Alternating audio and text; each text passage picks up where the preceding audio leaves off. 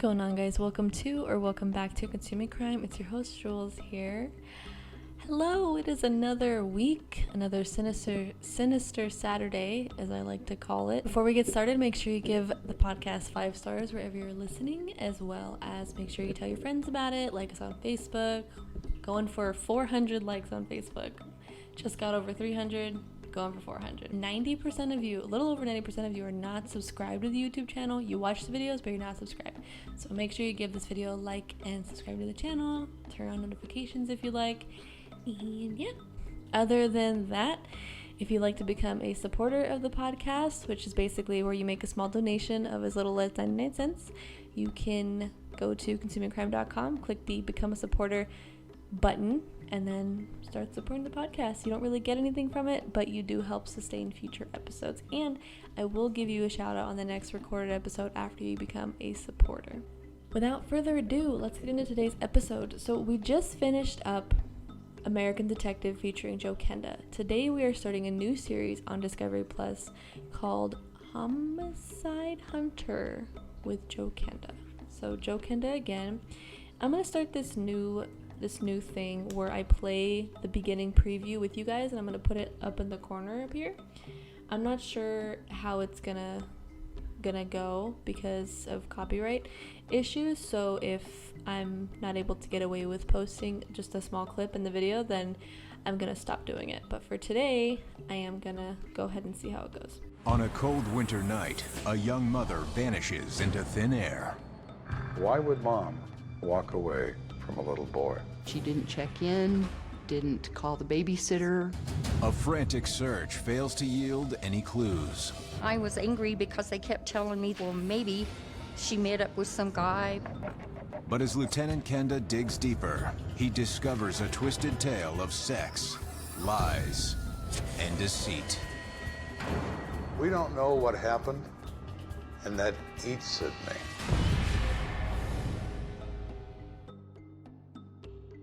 This case, like the way that it ended, blew my mind. Like, a part of me kind of thought, but I was like, no, I don't think so. So let's go through that together. Again, I'm not gonna reveal anything to you guys. I'm just gonna read my italic notes and just kind of go through the episode again with you guys. This episode is set on December 21st in 1991 in Colorado Springs, Colorado.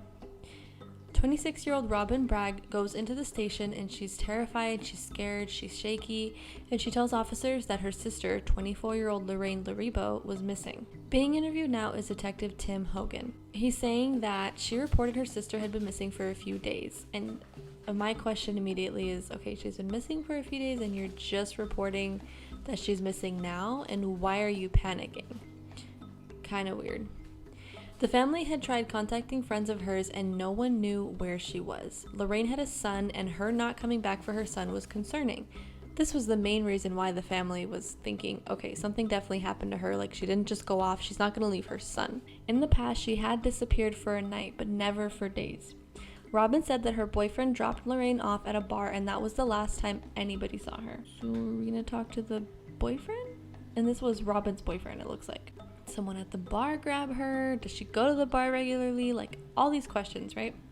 Officers weren't going to look into it just yet, but the family's insistence that Lorraine would never abandon her son is what made them look at the case.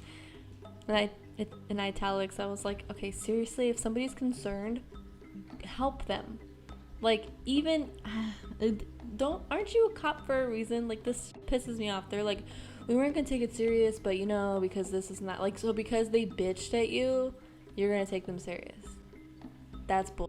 I'm sorry, but it is. I hate when I cuss because I have to, like, bleep it out, but it is what it is. This case was then passed to Lieutenant Joe Kenda, head of the Major Crimes Unit. They find out that Lorraine likes bars, she likes to drink, but she has a child. So let's not judge her. Let's not assume that she just went home with a guy, which is apparently in the preview what we saw the mother say. That I guess officers were telling her, like, oh, maybe she just went out with a guy. Like, no. Robin and Lorraine were hanging out at Lorraine's boyfriend's house, Jerome Harden. Robin's boyfriend was also there. His name was Anthony Phillip. Anthony would have been the guy that took Lorraine to the bar. Lorraine had taken her son to the Sitters and wanted to go to a local bar, but nobody else wanted to go. Her boyfriend would not take her, and others had work in the morning. They just didn't feel like going. Anthony, Robin's boyfriend, agreed to finally take her to the bar. And Jerome was talking to Anthony and told him that he was upset. He said, if she goes out, then we're done. So clearly he did not like that his girlfriend liked to go out. This was, like I said, the last time anyone saw her. After a day is when everybody was scared. Like I said before, she's not going to leave her son. Detectives measure what is most and least probable. Her running off with someone would be the least probable. Thank you guys for admitting that. They focus in on where she was last, which was downtown, where there were many bars and nightclubs. She wanted to go specifically to Bumper's Bar. This was a popular bar and there were huge crowds. Everyone there knew Lorraine. She was a regular, and so was Anthony, Robin, and Jerome. They couldn't be specific on what night they saw her because she was there so frequently. So they couldn't specify. I mean, I guess my question is, like, security cameras maybe? Like, do we even know she was dropped off? The bar isn't able to help them much, at least with getting answers. Lieutenant Joe Kenda is really concerned because she's 5'5" and 115 pounds. He says the detectives don't think she could put up much of a fight. Okay, like, she could do MMA. We don't know her. Time is against them. The more time passes, the higher likelihood that she'll be found dead. Unfortunately, as soon as someone's gone for more than 12 hours and you haven't heard from them, I would just assume that they were. I don't know. I mean, if somebody's kidnapped or if somebody has evil intent, either they're being tortured or they're dead. I just feel like it's really rare that she wouldn't be. Lieutenant Joe Kenda makes this comment like, Mommy's not coming back. Like, don't do that. Don't say that to me. Listen, we're all sensitive right now. No. They needed to do a background check on her to make sure she didn't leave on her own. They find out that she's a waitress at a local restaurant. She had lots of friends, she smiled a lot, danced a lot, and she had a beautiful son. The family is getting really upset with police. They keep telling her that maybe she went with some guy. Like, who's saying this? Because didn't we just agree that that was the least probable?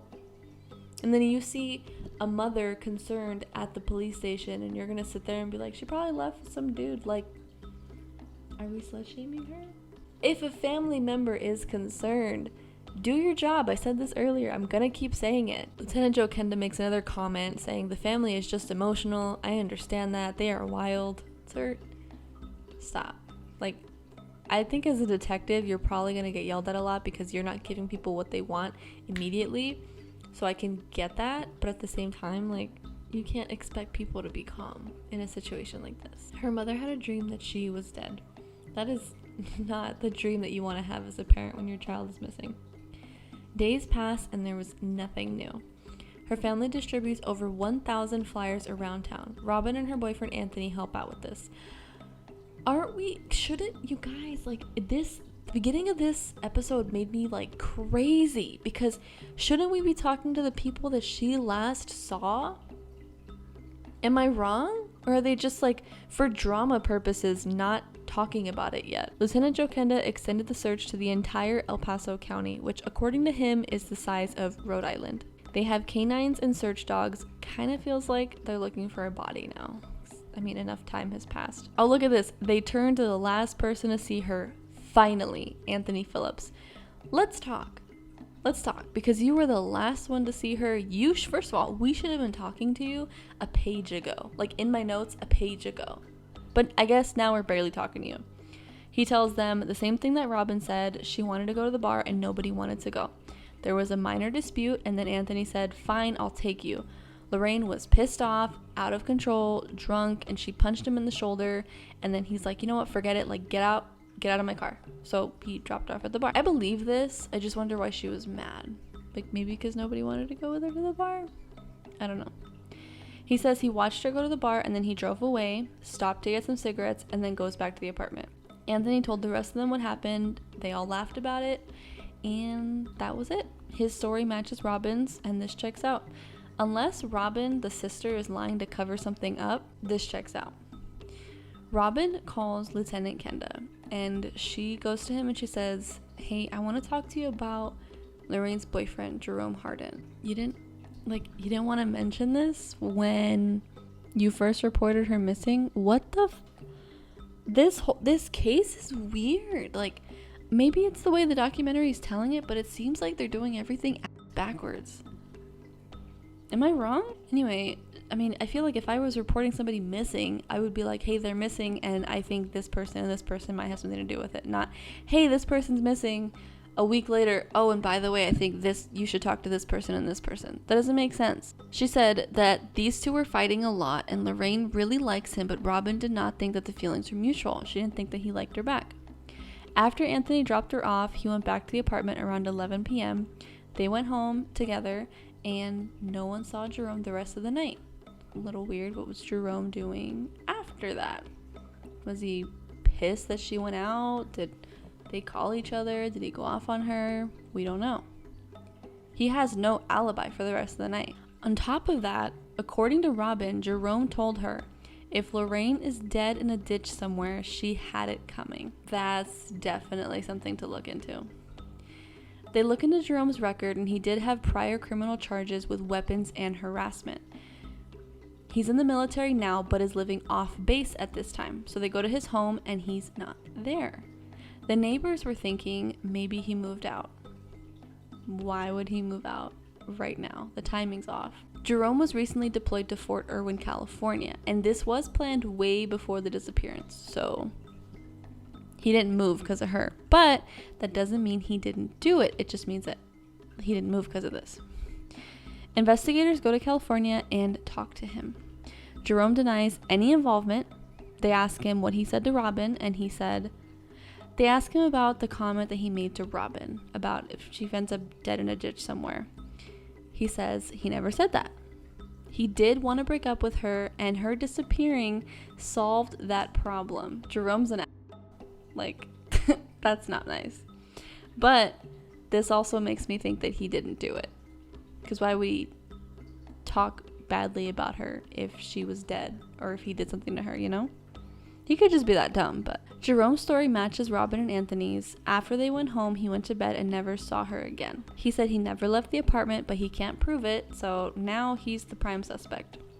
It's a little over a month later, and a woman is jogging by a creek with a dog off the leash. We already know where this is going. The dog runs away from her, and she calls him. He's not answering her. She goes and finds her dog, and that is where she finds a human body. This was not far from Bumper's bar. A woman was found in between two pieces of cement. It looks like she had possibly fallen, and she was there for a while. She was wearing only a shirt, a bra, no pants, no underwear. What she was wearing, though, matched the description of what Lorraine was wearing the night that she went missing. I'm kind of wondering, like, was she assaulted, possibly? The bruising was consistent with a fall, and it looks like she might have been pushed. There were impacts on her face. Something might have occurred before the fall, meaning maybe somebody hit her. They found a cigarette butt nearby, and they collect it. Does it match what Anthony smokes? It doesn't. They find her pants and underwear, and they figure out that these weren't ripped or anything, so they don't think that they were forcefully taken off. So they don't think that she was raped. To which I have to argue and say, like, somebody could have had a gun to her head and she took them off herself. Like, just because they're not ripped doesn't mean that she wasn't raped. But in the autopsy and when they end up doing it, it doesn't look like she was sexually assaulted. This tells officers she might have known her killer. Lieutenant Kenda is pretty sure there is a car involved. This is a remote area. People come out here to make out, to have private conversations. Someone must have driven out here for a reason. Lorraine's mother knew it was her when she saw the news of a body being found, and it was a woman in her early 20s. The autopsy results come back, and she had a ruptured spleen and liver. There was blunt force trauma to the side of the face as if she was punched, which is what they thought earlier. Everything else was consistent with a fall, but now they needed a positive ID because they couldn't figure out who she was otherwise. They call in a family member, and her mother decides to go in and ID. This part, like, totally broke my heart. According to Lieutenant Joe Kenda, she screamed and she said, "That's my baby." She said that she wanted to touch her hair, she wanted to hug her and tell her that she was there for her. Lieutenant Joe Kenda said it was hard for him to watch, and at this point he is way more determined than he has ever been with this case. This goes from a missing persons case to a homicide case. Lieutenant Kenda believes that she knew the killer. It's 2 miles from Bumpers. There's no way she walked. Something went wrong in the car. They got out. She was either pushed or she fell, and the person threw her clothes out. At least that's what he thinks. So I put in italics, why aren't we looking at Anthony? Like, that was my question, like, from the beginning of this case. Like, why aren't we looking at the person that saw her last? Like, is that not what we do with other cases, Lieutenant? Are you guys just trying to keep the mystery going? Because this fool knows something. Officers go to the funeral to see who's there, who isn't there, reactions, are people consistent? They see that the family was there and so was Anthony, but he wasn't looking at anyone and he was by himself. Despite this, Jerome is still the number one suspect. He didn't. I'm telling you, he can't be stupid enough to kill somebody and then say, oh, they disappeared. Like, that solves that. To police, like, to their face. Just not realistic. Jerome's apartment was close to the crime scene. Officers see him as jealous and not okay with her going out, and so that's their theory, that he was just pissed off that she went out and he killed her. He is sticking to his story. He said, I did not leave my apartment that night at all. Alright, so let's go with the car theory. Whose car was she in? What if Anthony didn't drop her off? Maybe they're too interested in Jerome. They wanted to ask him the same questions to see if the answers matched the first time. They're looking for what they call the first lie. He says he drove Lorraine to the bar, but he forgot to mention that Jerome was arguing with Lorraine. Remember, he said that the first time.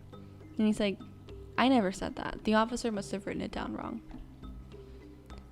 Okay, so there's the first lie. These inconsistencies are not enough to hold him or charge him, but it's definitely enough to give him a little hint of what direction they need to go in.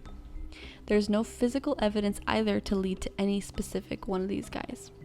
They release Anthony because, they don't have a choice. They have 2 suspects and no proof. So who had the opportunity? They're trying to think a time frame. Who had the higher likelihood of killing Lorraine? Honestly, both of them, because Anthony was with her last, and Jerome could have called her, could have picked her up, It could be either of them. Detectives look at the timeline again. They drive to Jerome's apartment, to the bar, and back, round trip, 17 minutes. They did it 10 times, and every time it took them 17 minutes. Okay, how long was the timeline that everybody gave them? Lorraine and Anthony were gone for over an hour. Like, what? Maybe I'm like that crazy girlfriend or something, but if I was Robin and my boyfriend was gone with my sister for over an hour and he's taking her down the street and he's like, oh, I just stopped to get cigarettes. No. What the were you doing? Like, immediately. No doubt. So I don't know why this wasn't mentioned. There's a 45-minute discrepancy that this time's not accounted for. And during that time, your sister went missing? Come on, dude. Unfortunately, this discrepancy is not hard evidence. They need a confession. And the Lieutenant Joe Kenda takes an interesting approach. He says that he needs to pin them against each other. This is really interesting, actually. So they ask them both for a polygraph. Jerome goes first. His story is consistent, doesn't know where she was, doesn't care where she was, and they believe he's being truthful. The polygraphist believed he was being honest as well. So he tells Jerome, the lieutenant, tells Jerome to wait until Anthony is done with his polygraph. He bombs it. One of the questions was, did you have anything to do with Lorraine's disappearance? And the paper spiked. Officers asked both parties for DNA samples because Lieutenant Kenda believes that if you are guilty of a crime, your worst enemy is your brain. So they don't need DNA samples. They can't even use DNA samples, but he wants to get in their head as to why they possibly need it. If they had sex, wouldn't there be I swear I will get through one episode where I don't say the F word, but wouldn't there be fluids in there? I guess they could have used protection. I'm just picking my brain for any other ways they could link. They bring the men into the same room and they accuse them both. They basically say, one of you guys killed Lorraine. Jerome, again, he's consistent. He even yells at them. Says, how dare you, you son of a bitch. I didn't kill anyone. Blah, blah, blah. Just going off. And guess what? Anthony is sitting there and he's not saying anything. Officers look at Anthony and he tells them, you know, the worst of this is I believe Jerome. I believe him so much, I'm gonna let him walk out. So Jerome gets up, Anthony gets up, Lieutenant Kenda's like, where are you going? I didn't say you can go, I said Jerome can go. You need to stay. Your inconsistencies. Where were you for 45 minutes? You dropped her off, got cigarettes. There wasn't a line at the store. This doesn't take that long. Our detectives did this drive 10 times. 17 minutes every time. Weird, isn't it? Anthony breaks eye contact and he starts getting upset. His eyes fill with tears, like, boo-hoo, dude. He says, how much trouble am I in? We got him. But I have bad news. You guys aren't gonna like this. Before we get there, though, let me finish up. Here's what happened. This is what Anthony said happened. He never dropped her off. They drove to a remote location to talk. Okay. Lorraine wanted to have sex with him. She takes her clothes off. She's drunk. She's being sloppy. And Anthony says, no, I can't. I'm with your sister. Okay, if you were really loyal to her sister, why did you even drive out to a remote location in the first place? If you know what goes on in that remote location. According to him, she was so pissed off about getting rejected. I hate when guys say that like women get mad at getting rejected. Listen, PSA to like men out there, and I might sound like a bitch right now, but we don't care if you reject us, okay? We don't. It's not that big of a deal to where we're like, how dare you, blah, blah, blah. We're not going to hit you because you tell us no.